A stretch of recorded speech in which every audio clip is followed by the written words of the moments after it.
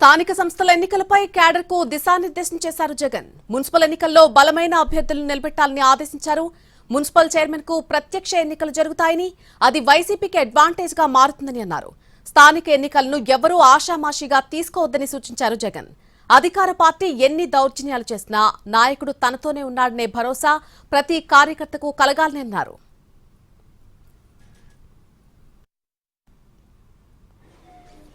Assembly నియోజకవర్గాల కోఆర్డినేటర్లకు, అలాగే జిల్లా అధ్యక్షులకు, అలాగే పార్టీ రీజనల్ ఇన్ఛార్జీలకు, రీజనల్ కోఆర్డినేటర్లకు అందరికీ కూడా మనస్ఫూర్తిగా వెల్కమ్. ఈరోజు మనం అంతా కూడా ఎందుకు ఇక్కడ ఏకమవుతా ఉన్నాము అన్న సంగతి బహుశా అవగతం కూడా అయ్యే ఉంటుందని అనుకుంటా ఉన్నా. ఎందుకంటే స్థానిక సంస్థలకు సంబంధించి జరగబోతా ఉన్నట్టుగా ప్రభుత్వం ప్రకటనలు చేస్తూ ఉన్న నేపథ్యంలో మనం కూడా స్థానిక సంస్థల ఎన్నికలకు సంబంధించి సీరియస్గా తీసుకోవాల్సిన అంశం మీద గట్టిగా చెప్పడం కోసం మళ్ళీ ఒకసారి మనం అంతా కూడా ఇక్కడ సమావేశం అవుతా ఉన్నాం. ఎన్నికలు జరుగుతాయా జరగవా పక్కన పెడదాం. ఎందుకనంటే ఆయన ఎన్నికలు జరపాలనే ఉద్దేశంతో చేసిన పనులు కావు అన్నట్టుగా కొన్నిసార్లు అనిపిస్తాయి. ఒకవైపునేమో 44 లక్షల మంది ఓటర్లు లేరు అని ఒకవైపున ఈల ప్రభుత్వం చేసిన ఎస్ఐఆర్ రిపోర్టే చెప్తా ఉంది. మరోవైపున ఆ 44 లక్షల మందిని కలిపి ఓటర్ల లిస్టును తయారు చేస్తున్నారు. సో మరి ఎన్నికలు లేని ఓట్లు ఉన్నట్టుగా చూపించి ఎన్నికలకు పోయే కార్యక్రమం జరుగుతూ ఉంటే హైకోర్టులు ఎలా ఒప్పుకుంటాయి, ఎన్నికల కమిషన్ ఎలా ఒప్పుకుంటుంది అనేది పక్కన పెడదాం. ఎందుకంటే ఒకవైపున ఓట్లు లేవని వీళ్ళే చెప్తున్నారు, మరోవైపున అవే ఓట్లతోనే వీళ్ళు ఎన్నికల ఓటర్ లిస్టు తయారు చేసి ఎన్నికలకు పోయే కార్యక్రమం చేస్తూ ఉన్నారు. అంటే లేని ఓట్లను ఉన్నట్టుగా ఓటర్ లిస్టు తయారు చేసుకొని ఎన్నికలకు పోవడం అన్నది చట్ట ప్రకారం నేరం. ఎందుకంటే గోస్ట్ ఓట్స్ను వీళ్ళే దొంగ ఓట్లక వీళ్ళే వేసుకునే ప్రమాదం పొంచి ఉన్నది అని క్రిస్టల్ క్లియర్గా కనిపిస్తూ ఉన్న నేపథ్యంలో, రెండో వైపున బీసీలకు సంబంధించి 34% రిజర్వేషన్స్ అని ఆంధ్రాలోనే ఇక్కడే మనం చేసినప్పుడే కోర్టు కొట్టేసింది.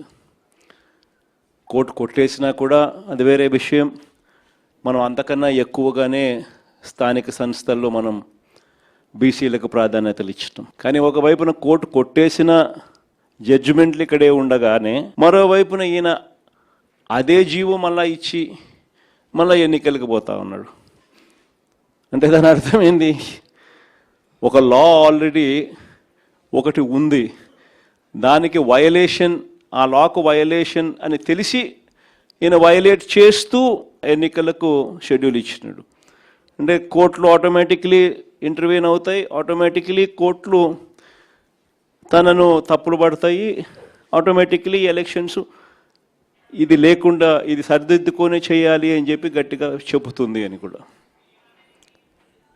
అయినా ఇచ్చినాడు. కాబట్టి ఈయన ఉద్దేశం అసలు ఎలక్షన్ జరుపుతాడా జరపడా అనేది ఒక క్వశ్చన్ మార్క్ ఏరియాగా ఉంది.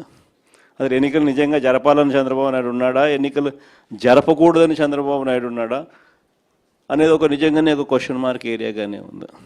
సరే అది పక్కన పెడదాం. ఎన్నికలు జరుగుతాయనే అనుకొని ముందుకు పోదాం. మనం ఎన్నికలు జరుగుతాయని వాళ్ళు చేస్తూ ఉన్న ప్రకటనల మేరకే మనం కూడా సన్నద్ధంగా ముందుకు పోయే కార్యక్రమం చేయాల్సిన అవసరం ఉన్న పరిస్థితిలో మనం అడుగులు ముందుకు వేస్తూ ఉన్నాం. ఇలాంటి నేపథ్యంలో మన పార్టీ సన్నద్ధత ఒక మంచి ఏం జరిగింది అని అంటే, ఈ దాదాపుగా ఈ 2.5 సంవత్సరం, దాదాపుగా ఈ 30 నెలలు, మార్చి 16న ఎన్నికల కోడ్ 2024 ఎన్నికల కోడ్ వచ్చింది. ఆ రోజు నుంచి ఈ రోజు దాకా చూసుకుంటే దాదాపుగా 30 నెలలు. ఈ 30 నెలల కాలంలో మనం ప్రతిపక్షంలో ఉన్నా కూడా పార్టీని గ్రామ స్థాయి దాకా కూడా బలంగా తీసుకొని పోగలిగినాం.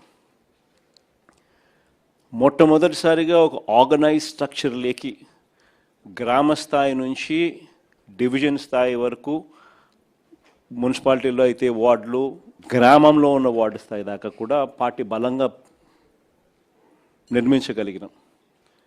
మొట్టమొదటిసారిగా గ్రామంలోనే అనుబంధ విభాగాలు పెట్టడం, గ్రామ కమిటీలు వేయడం. సిమిలర్లీ సేమ్ థింగ్ మున్సిపాలిటీస్లో అయితే వార్డులలో కూడా అదే మాదిరిగా చేసినాం. అంత పటిష్ట స్థాయి నాయకత్వం గ్రామ స్థాయి దాకా తీసుకొని పోయి అక్కడ కూడా కమిటీలు వేసి పార్టీ సన్నద్ధంగా పెట్టాం. ఇది ఒక మంచి కార్యక్రమం. మనం ప్రతిపక్షంలో ఉండగా ఈ 2.5 సంవత్సరాల్లో మనం చేయగలిగినాం దేవుని దయతో. ఇలాంటి నేపథ్యంలో ఎన్నికలు జరుగుతూ ఉన్నాయి. ఒకవైపునేమో చంద్రబాబు నాయుడు గారి ఈ 2.5 సంవత్సరం పరిపాలన కనిపిస్తూ ఉంది. ఈ 2.5 సంవత్సర కాలం పరిపాలనలో మనమంతా కూడా చూస్తూనే ఉన్నాం. ప్రతి ఇంట్లో కూడా ఈరోజు ఒక చర్చ అనే దానికి ఈ 2.5 సంవత్సరం చంద్రబాబు నాయుడు గారి పరిపాలన, ప్రతి ఇంట్లో చర్చ జరగడానికి చంద్రబాబు నాయుడు గారి పరిపాలన ఒక ఊతమిచ్చింది. చంద్రబాబు నాయుడు గారి 2.5 సంవత్సరం పరిపాలన ఎలా ఉంది, అంతకుముందు 5 సంవత్సరాల మన పరిపాలన ఎలా ఉంది అన్నది ప్రతి ఇంట్లో కూడా ఇవాళకి కంపారిజన్ చేయడము, చర్చ జరగడం అన్నది ప్రస్ఫుటంగా మనకే కనిపిస్తూ ఉంది. ఆ 5 సంవత్సరాల మన పరిపాలనలో మేనిఫెస్టో అన్నది ఎంత పవిత్రంగా మనం తీసుకున్నాం. మొట్టమొదటిసారిగా రాష్ట్ర చరిత్రలో ఎప్పుడు జరగని విధంగా ఏ రకంగా ఒక మేనిఫెస్టోను ఒక ఖురాన్గా, ఒక బైబిల్గా, ఒక భగవద్గీతగా భావించిన ప్రభుత్వం ఏకంగా 99% ఆ హామీలన్నీ కూడా అమలు చేసి ప్రతి ఇంటికి కూడా ప్రతి 50 ఇళ్లకు ఒక వాలంటీర్ని పెట్టి ప్రతి గ్రామంలోనే ఆ గ్రామంలోనే చదువుకున్న పిల్లలకు అక్కడే చిరునవ్వుతోనే ఉద్యోగం చేస్తూ అక్కడే గ్రామ స్థాయిలోనే కనిపించే విధంగా గ్రామ సచివాలయాలు తీసుకొచ్చి ఏ రకంగా పారదర్శకతకు అద్దం పట్టగలిగామో, ప్రభుత్వ పాలన అన్నది ఇంతకుముందు గతంలో లంచాలు లేకుండా ఇవ్వడం అన్నది సాధ్యం కాదు అన్న పరిస్థితి నుంచి ప్రభుత్వ పథకాలను, ప్రభుత్వ పాలనను ఎలాంటి లంచాలు లేకుండా ప్రజలకు అందించగలుగుతాము అన్న భరోసా కలిగించిన ప్రభుత్వం ఎక్కడైనా ఉంది అని అంటే అది ఒక్క వైఎస్ఆర్సీపీ ప్రభుత్వంలో మాత్రమే జరిగింది అని కూడా గర్వంగా కాలర్ ఎగిరేసుకుని మన దగ్గర నుంచి మొదలెడితే ప్రతి కార్యకర్త కూడా చెప్పుకునేంత గొప్ప పాలన మనం దేవుడి దయతో ఇవ్వగలిగాం. మొట్టమొదటిసారిగా ఎన్నికలలో ఒక మాట చెబితే, ఒక మేనిఫెస్టోలో ఆ పదాలు పెడితే, మేనిఫెస్టోలో పలాని స్కీములు ఇస్తామని చెబితే మొట్టమొదటిసారిగా ఆ మేనిఫెస్టోలో చెప్పిన ఆ స్కీములు డస్ట్బిన్లకు పరిమితం కాకుండా, చెత్తబుట్టలకు పరిమితం కాకుండా ఏకంగా అసెంబ్లీ సమావేశాలు జరిగేటప్పుడే, బడ్జెట్ సమావేశాలు జరిగేటప్పుడే ఒక షెడ్యూల్ ఇచ్చి పలాని నెలలో పలాని స్కీమ్ అమలవుతుందని చెప్పి ఆ షెడ్యూల్ తప్పకుండా ఆ నెలలో బటన్ నొక్కి ఆ స్కీమ్ ప్రతి ఇంటికి కూడా చేర్చిన ఘనత ఎక్కడైనా జరిగింది అని అంటే, అలాంటి పాలన ఎప్పుడైనా జరిగింది అని అంటే అది కూడా ఒక వైఎస్ఆర్సీపీ ప్రభుత్వ హయాంలో మాత్రమే జరిగిందని కూడా గర్వంగా చెప్పగలుగుతాం. నిజంగా ఇవన్నీ కూడా ఇంతకుముందు ఎప్పుడూ కూడా జరగల. కళ్ళ ఎదుటే కనిపిస్తూ ఉన్న సంస్కరణలు ఇవన్నీ కూడా. ఏ గ్రామంలోకి వెళ్ళినా ఆ గ్రామంలో బడులు నాడు నేడుతో రూపురేఖలు మారిన బడులు కనిపించేవి. మొట్టమొదటిసారిగా బడులు ఇంగ్లీష్ మీడియం చదువులతో, టోఫుల్ అనేది 3వ తరగతి నుంచి ఒక పీరియడ్గా అమలుతో, నాడు నేడు పనులు చక్కగా జరిగి, డిజిటైజేషన్ ఆఫ్ క్లాస్ రూమ్స్ 6వ తరగతి పైచిలుకు నుంచి డిజిటైజేషన్ ఆఫ్ క్లాస్ రూమ్స్ కూడా జరిగి, 8వ తరగతి పిల్లల చేతుల్లో ట్యాబులు కనిపిస్తూ ప్రైవేట్ బడులు గవర్నమెంట్ బడులతో పోటీ పడే పరిస్థితి ఎప్పుడైనా వచ్చింది అని అంటే అది ఒక వైఎస్ఆర్సీపీ ప్రభుత్వ హయాంలో మాత్రమే జరిగింది.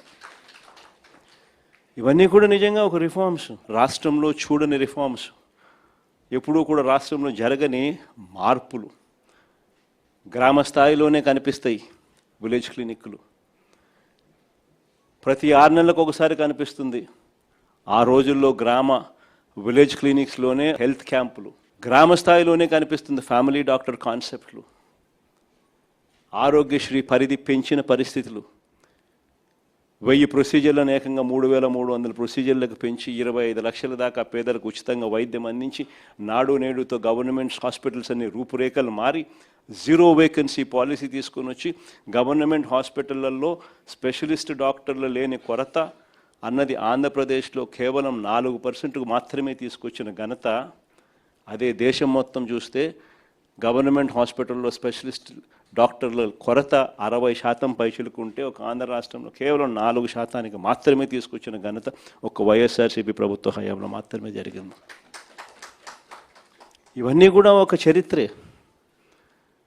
కళ్ళ ఎదుటే ఏ పంటకు గిట్టుబాటు ధర రాక రైతులందరూ రోడ్డెక్కుతా ఉన్న ఈ 2.5 సంవత్సర పరిపాలన ఒకవైపున మనం చూస్తూ ఉండగా 5 సంవత్సరాల మన పరిపాలనలో ఏ రైతు రోడ్డెక్కాల్సిన అవసరం లేకుండానే గ్రామ స్థాయిలోనే ఓ ఆర్బీకే, అందులో ఒక అగ్రికల్చర్ గ్రాడ్యుయేటు, రైతును చెయ్యి పట్టుకుని నడిపించే ఆర్బీకే వ్యవస్థ, ప్రతి ఎకరా ఈ క్రాపు, రైతులకు ఉచిత పంటల బీమా ఆ ఈ క్రాప్తో ముడిపెట్టి ప్రతి ఆర్బీకే పరిధిలోనూ కూడా ఒక పోస్టర్, ఆ పోస్టర్లో గిట్టుబాటు ధరలు నిర్దేశించి ప్రింట్ కొట్టి పెట్టడం, ఏ పంటకు ఏ గ్రామంలో ఆ గిట్టుబాటు ధర రాకపోయినా కూడా వెంటనే ఆర్బీకే పరిధిలో ఉన్న ఆ ఆర్బీకే అసిస్టెంట్ సీఎం యాప్ అని continuous monitoring of agricultural price and procurement అని యాక్టివేట్ చేయడం, జాయింట్ కలెక్టర్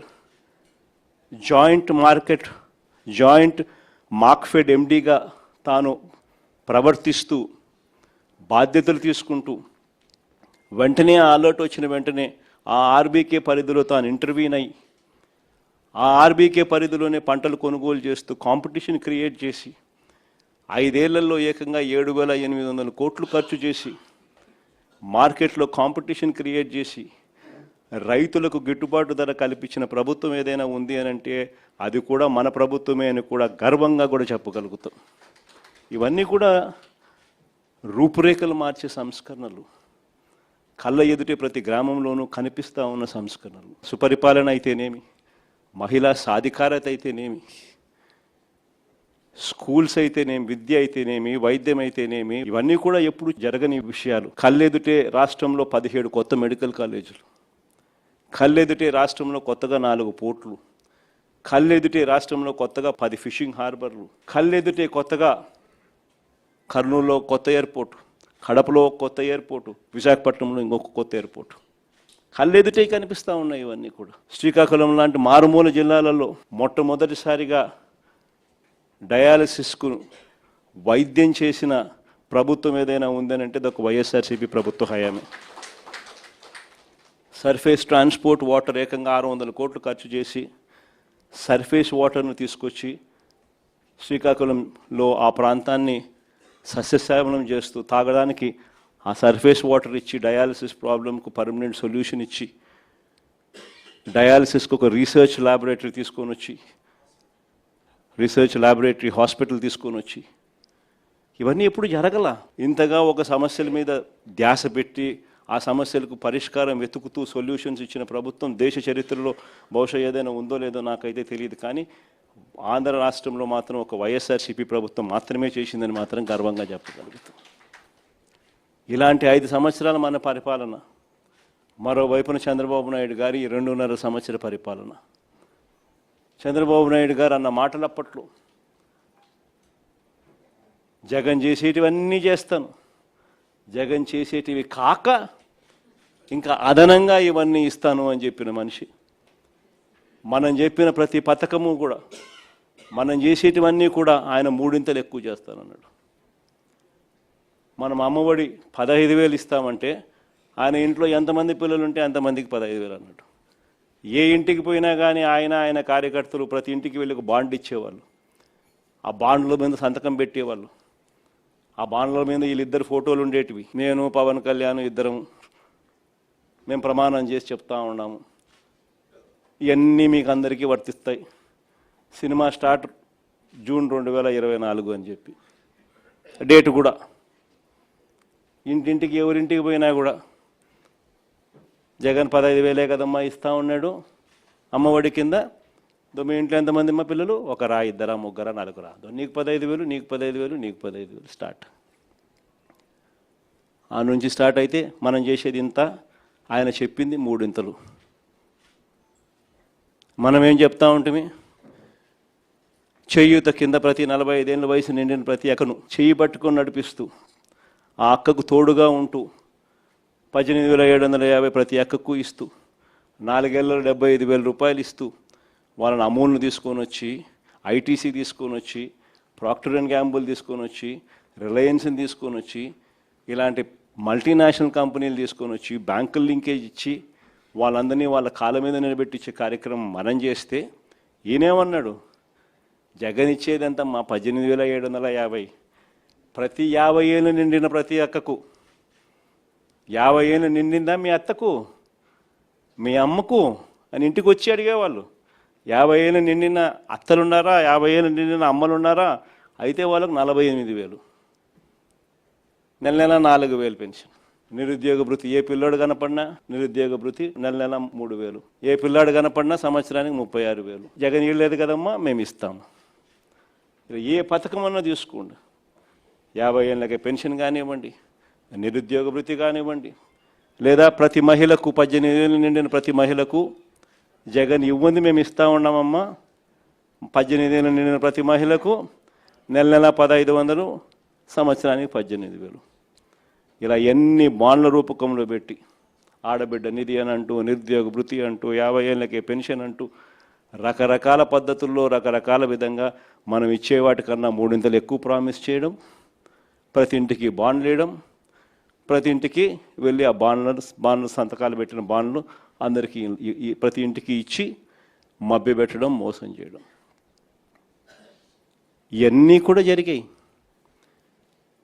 ప్రజలు మోసపోయినారు, ప్రజలు నమ్మినారు, ప్రజలు ఇవాళ తెలుసుకున్నారు. ఈ 2.5 సంవత్సర కాలంలో ప్రజలు అందుకనే ప్రతి ఇంట్లో బేరీజు వేస్తూ ఉన్నారు. మన వైఎస్ఆర్సీపీ ప్రభుత్వ హయాంలో ఎలా పరిపాలన జరిగింది, ఇప్పుడు ఎలా జరిగింది అని చెప్పి. ఈరోజు ఒకవైపున చంద్రబాబు నాయుడు చెప్పిన ప్రతి పథకము మోసం కింద తయారైన పరిస్థితులు ఒకవైపున ఉంటే, మరోవైపున చంద్రబాబు నాయుడు గారి అరాచక పాలనలో, రెడ్ బుక్ రాజ్యాంగంలో వ్యవస్థలన్నీ కూడా పూర్తిగా కుప్పకూలిపోయినాయి. ఈరోజు స్కూళ్ళన్నీ కూడా శిథిలావస్థకు చేరిన పరిస్థితులు, హాస్పిటల్స్ అన్నీ కూడా శిథిలావస్థకు చేరిన పరిస్థితులు, ఆరోగ్యశ్రీ ఫీజు రీయింబర్స్మెంట్ వంటి బకాయిలు ఏకంగా పేరుకుపోయి పిల్లలు చదువులు మానేస్తూ ఉన్న పరిస్థితులు, పేదవాడు హాస్పిటల్కి పోలేని పరిస్థితులు ఈరోజు కనిపిస్తూ ఉన్నాయి. వ్యవసాయం పూర్తిగా తిరోగమనం, ఏ పంటకు గిట్టుబాటు ధరలు రాక రైతులు తెగమ్ముకుంటా ఉన్న పరిస్థితులు, ఆర్బీకేలు నిర్వీర్యం, ఈ క్రాప్ నిర్వీర్యం, ఉచిత పంటల బీమా నిర్వీర్యం, వ్యవస్థలన్నీ పూర్తిగా కుప్పకూలిపోయినాయి.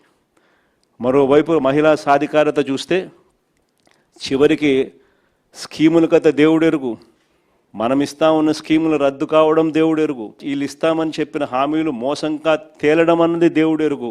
చివరికి మహిళలకు 0 వడ్డీ సైతం కూడా ఎగరగొట్టి మహిళలను రోడ్డు పాలు చేసిన పరిస్థితి ఈరోజు కనిపిస్తూ ఉంది. ఇవన్నీ ఒకవైపున కనిపిస్తూ ఉన్నాయి.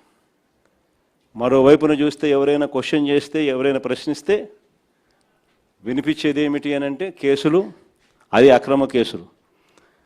ఎవరి మీదైనా కానీ అక్రమ కేసులు, ఎవరినైనా కూడా భయంతో వాళ్ళని లొంగ తీసుకునే కార్యక్రమాలు ఇవి కనిపిస్తూ ఉన్నాయి. ఇలాంటి పాలనకు మన పాలనకు మధ్య ఈరోజు ప్రతి ఇంట్లో చర్చ జరుగుతూ ఉన్న నేపథ్యంలో ఈ ఎన్నికలు జరుగుతూ ఉన్నాయి. సో ప్రజలు మన వైపు ఉన్నారు. ఫ్రీగా ఫేర్గా ఎన్నికలు జరిగితే 2.5 సంవత్సరానికే చంద్రబాబు నాయుడు గారిని ప్రజలు ఇంటికి పంపించే విధంగా ప్రజలు మ్యాండేట్ ఇచ్చే ఎన్నికలు కాబోతాయి. కానీ మనందరికీ తెలిసిన ఎక్స్పీరియన్సే, మనందరికీ తెలిసిన విషయాలే. చంద్రబాబు నాయుడు ఫ్రీగా ఫేర్గా ఎన్నికలు జరగనివ్వడు అని చెప్పి, ఇవన్నీ మనందరికీ తెలిసిన విషయాలే. మొన్ననే మనం చూసినాం, ఉప ఎన్నికలు జరిగినప్పుడు ఎంపీటీసీ, ఎంపీపీలు ఎన్నికలు కానీ, మున్సిపాలిటీలు కానీ, జెడ్పీ చైర్మన్లు కానీ మన కళ్ళ ఎదుటే మనం అంతా చూసాం.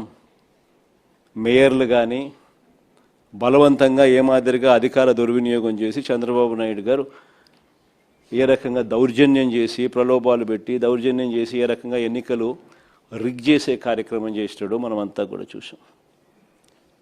ఇలాంటి పరిస్థితుల్లో ఎన్నికలు జరుగుతూ ఉన్నాయి. అందుకనే ఇక్కడ ఈ ఎన్నికల విషయంలో జాగ్రత్తలు తీసుకోవాల్సిన అవసరం చాలా ఉంది. ఎన్నికల్లో ప్రతి ఒక్కళ్ళం కూడా ఆషామాషిగా తీసుకోవాల్సిన ఎన్నిక కానే కావు. ఎక్కడైనా ఏ కాన్స్టిట్యున్సీలో అయినా కూడా ప్రతి ఒక్కరూ గుర్తుపెట్టుకోవాల్సింది ఏంటంటే కార్యకర్తల కోసం మనం నిలబడే ఎన్నిక ఈ ఎన్నికలు అనేది ప్రతి ఒక్కరూ గుర్తుపెట్టుకోవాలి. గెలుపు ఓటమి పక్కన పెట్టేసేద్దాం. చంద్రబాబు నాయుడు గారు దౌర్జన్యాలు ఏం చేస్తాడో, ఎలా చేస్తాడో, ఏం చేస్తాడో, ఏ మేరకు చేస్తాడో వేరే విషయం. కానీ ఆ కార్యకర్తకు దౌర్జన్యం చేసిన మా నాయకుడు మాకు తోడుగా ఉన్నాడు అన్న భరోసా ఆ కార్యకర్త కలగాల. నన్ను ఓడించడం కోసం, ఒక చిన్న కార్యకర్తలైన నన్ను ఓడించడం కోసం చంద్రబాబు నాయుడు గారు ఇంత అధికార దుర్వినియోగం చేసినా కూడా మా నాయకుడు నాతోనే ఉన్నాడు అన్న భరోసా మీలో ప్రతి ఒక్కరూ కూడా ప్రతి కార్యకర్తకు కలిగించాల్సిన ఎన్నిక ఈ ఎన్నిక అనేది గుర్తుపెట్టుకోండి. అలా భావన వచ్చినప్పుడే రేపొద్దున మీ ఎన్నికల్లో ఆ కార్యకర్త మీకోసం రెట్టించిన ఉత్సాహంతో మీకోసం పనిచేస్తాడు అన్నది ప్రతి ఒక్కరూ గుర్తుపెట్టుకోవాల్సిన అంశం. ఇక్కడ ఈ విషయంలోనే చెప్తా ఉన్నా, చంద్రబాబు నాయుడు గారు డైరెక్ట్ ఎలక్షన్స్ కూడా పెట్టడానికి కూడా అనౌన్స్మెంట్స్ చేస్తూ ఉన్నాడు. ఒక రకంగా ఇది మనకు మంచిది, నిజంగా డైరెక్ట్ ఎలక్షన్ జరగడం అన్నది కూడా. ఎందుకంటే కనీసం ఒక బలమైన అభ్యర్థి ఆ డైరెక్ట్ ఎలక్షన్స్లో పోటీలో గట్టిగా నిలబడితే ఆ మున్సిపాలిటీకి చైర్మన్ గానో, లేకపోతే ఆ మండలానికి ఎంపీపీగానో, లేకపోతే జెడ్పీ చైర్మన్గా అయినా కానీ, లేకపోతే మేయర్గా అయినా కానీ, ఇంకొకటైనా ఎక్కడైనా కూడా ఒక బలమైన అభ్యర్థి అక్కడ పోటీలో నిలబడితే కనీసం మిగిలిన స్థానాలకు ఆ బలమైన వ్యక్తి సూపర్విజన్ ఉంటుంది, మానిటరింగ్ ఉంటుంది అన్నది మనకు కలిసి వచ్చిన అంశం. బలమైన అభ్యర్థులు అక్కడ పోటీలో ఖచ్చితంగా మనం కూడా నిలబెట్టాలి. మున్సిపాలిటీలకు కానీ డైరెక్ట్ ఎలక్షన్స్ కాబట్టి ఆ మండలానికి కానీ బలమైన క్యాండిడేట్ను మనం తీసుకొని వచ్చి పెట్టాలి. ఆ బలమైన క్యాండిడేట్ మిగిలిన వాళ్ళందరికీ ఆ మండలం పరిధిలో అయితే మిగిలిన ఎంపీటీసీలకు అయితేనేమి, లేదా మున్సిపాలిటీ పరిధిలో అయితే మిగిలిన కార్పొరేటర్లకు అయితేనేమి, వీళ్ళందరికీ కూడా ఆ మనిషి బలాన్ని ఇవ్వాలి, ఆ మనిషి సూపర్విజన్ చేయాలి. ఆ మనిషి సూపర్విజను, ఆ మనిషి బలాన్ని రెండింటినీ కూడా కార్యకర్తలకు ఇవ్వగలిగితే ఒక బలమైన క్యాండిడేట్ గెలుచుకొని వస్తాడు అనేది గుర్తుపెట్టుకోవాల్సిన అంశం. ఈ ఎన్నికల్లో మనం గెలిపించుకునేది మన కార్యకర్తలను. ఈ ఎన్నికలు జరగాల్సింది ఆ కార్యకర్తలకు భరోసా ఇచ్చే విధంగా జరగాలి. ప్రజల వాయిస్ వినిపించే విధంగా ప్రజలకు మనం తోడుగా నిలబడగలగాలి. అది ఖచ్చితంగా గుర్తుపెట్టుకోవాల్సిన అంశం. ఎక్కడైనా కూడా మీ నియోజకవర్గాలలో ఎక్కడైనా కూడా ఏకగ్రీవంగా ఎక్కడైనా ఎన్నిక జరిగితే మాత్రం నన్ను అడగాల్సిన పనుల క్యాండిడేట్ ఆ తర్వాత ఎన్నికల్లో పోటీ చేయడానికి మీరే గుర్తుపెట్టుకోండి. ఎక్కడైనా పోటీ జరగకోకుండా ఏకగ్రీవంగా ఇడిచిపెట్టినారంటే మాత్రం ఆ తర్వాత క్యాండిడేట్ ఎమ్మెల్యే ఎలక్షన్లో క్యాండిడేట్ కాడు అనేది గుర్తుపెట్టుకోండి. అంత ప్రస్ఫుటంగా అంత క్రిస్టల్ క్లియర్గా చెప్తా ఉన్నా. ప్రతి చోట పోటీ జరగాల. ఎన్నికలు అయిపోయిన తర్వాత కూడా నేను రిపోర్ట్లు తెప్పించుకుంటాను. మీ ఎమ్మెల్యే క్యాండిడేట్ ప్రతి చోట పోటీకి నిలబెట్టాడా, క్యాండిడేట్ నిలబెట్టలేదా అనేది పోటీ రిపోర్ట్లు తెప్పించుకుంటాం. నిలబెట్టిన తర్వాత మీ ఎమ్మెల్యే క్యాండిడేట్ ఆ క్యాండిడేట్లకు ఏ విధమైన సపోర్ట్ ఇచ్చినాడు, సపోర్ట్ బాగా ఇచ్చాడా, బలంగా నిలబడ్డా మీతో పాటు, అవునా కాదా అన్న రిపోర్ట్లు కూడా తెప్పించుకుంటాం. ఖచ్చితంగా ఆ మేరకు పాజిటివిటీ మీ దగ్గర నుంచి రావాలి. ఈ ఎన్నికలు మనం మన కార్యకర్తల కోసం గట్టిగా నిలబడితేనే కార్యకర్తలు మన ఎన్నికల్లో మన కోసం గట్టిగా నిలబడతారు అన్నది ప్రతి ఎమ్మెల్యే క్యాండిడేట్ కూడా తన సిస్టంలోకి జీర్ణించుకోవాల్సిన అవసరం. వెన్నుపోటు పాలన అన్న దాని మీద మన గ్రామ కమిటీల దగ్గర నుంచి, మన అనుబంధ విభాగాల దగ్గర నుంచి ఇవన్నీ కూడా ప్రతి ఊర్లోనూ కూడా క్యాంపెయిన్కు పోవాల్సిన అంశాలు. ప్రతి ఊరిలో కూడా వీళ్ళకి మెటీరియల్ కూడా కావాలి. ప్రతి ఇంటికి వెళ్ళాలి. వెళ్ళినప్పుడు చంద్రబాబు నాయుడు గారి పాలన మన పాలనకు సంబంధించి తేడాలు ఇవన్నీ కూడా చెప్పగలగాలి. వాటికి సంబంధించిన అన్ని విషయాలు కూడా మీ ద్వారా పార్టీ క్యాడర్కు మొత్తం అందుబాటులోకి తీసుకొచ్చే కార్యక్రమం చేస్తున్నాం. మన గుర్తింపు కార్డ్స్ అన్నీ కూడా తయారైపోయాయి. దాదాపుగా 14-15 లక్షల గుర్తింపు కార్డులన్నీ కూడా మన క్యాడర్కి అంతా గ్రామ స్థాయి వరకు మనం ఏదైతే అనుబంధ విభాగాలు తీసుకుని పోయే కార్డులన్నీ కూడా తయారైపోయాయి. సో ఆ కార్డులు మనం డిస్ట్రిబ్యూట్ చేయడం కూడా ఇందులో భాగంగా కూడా మనం పెట్టుకోవచ్చు.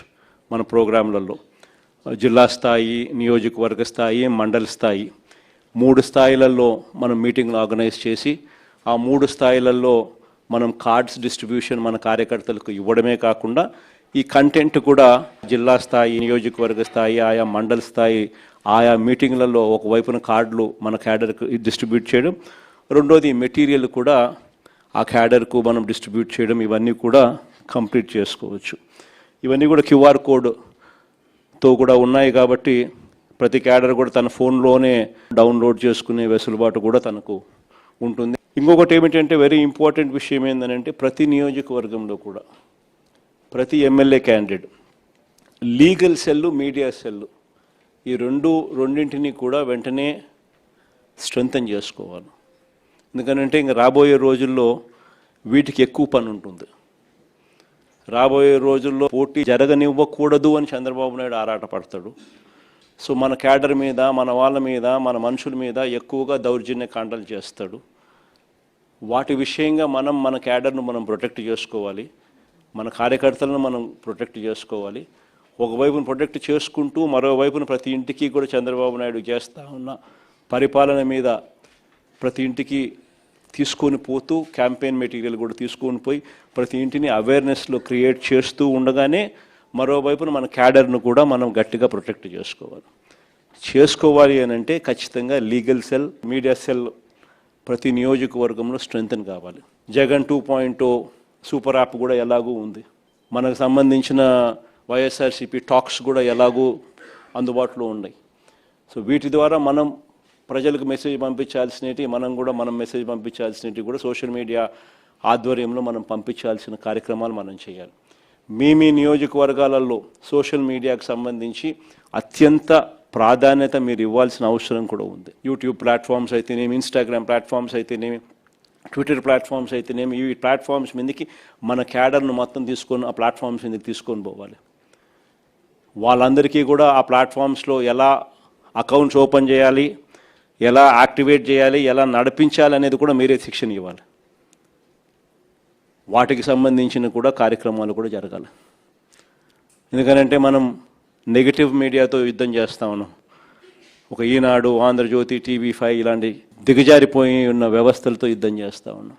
మన క్యాడర్కు ఇటువైపున నాణ్యానికి ఇటువైపున ఏం జరుగుతూ ఉంది అనే స్టోరీ తెలియాలి అని అంటే ఇటువంటి ప్లాట్ఫామ్స్ నుంచి మనకు న్యూస్ కంటెంట్ మన వాళ్ళకి అందరికీ కూడా అందాలి. సో అవన్నీ కూడా జాగ్రత్తలు తీసుకోవాలి.